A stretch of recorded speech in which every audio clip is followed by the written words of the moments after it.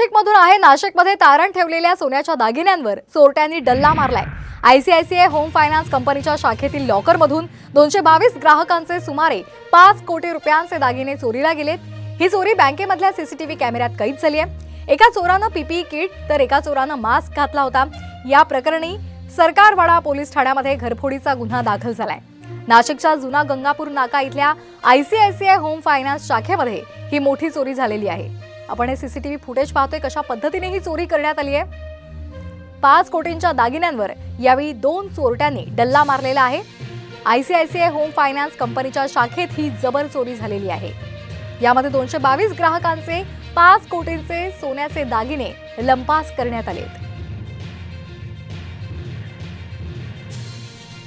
आपण हे CCTV footage पाहतोय। पीपीई किट घालून या चोरट्यानं ही चोरी केलेली आहे आणि त्याचबरोबर दुसऱ्या चोरानं मास्क लावलेला होता आणि पांढऱ्या रंगाची टोपी सुद्धा घातलेली होती।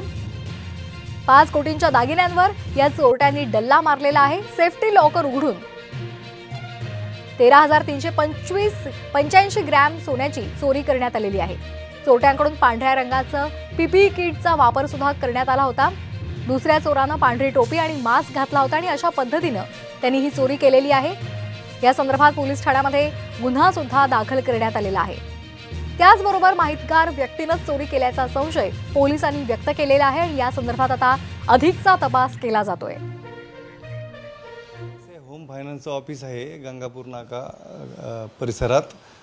त्या ऑफिसमधून खिडकीतून प्रवेश करून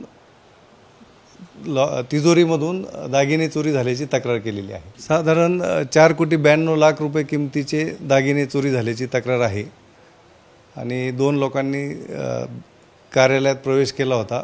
रात्रीच्या वेळेस हा प्रकार घडलेला आहे। सर्व संशयितांकडेही तपास चालू आहे आणि आताच उघडकीस करणं योग्य नाही, परंतु लवकरच गुन्हा उघडकीस येईल।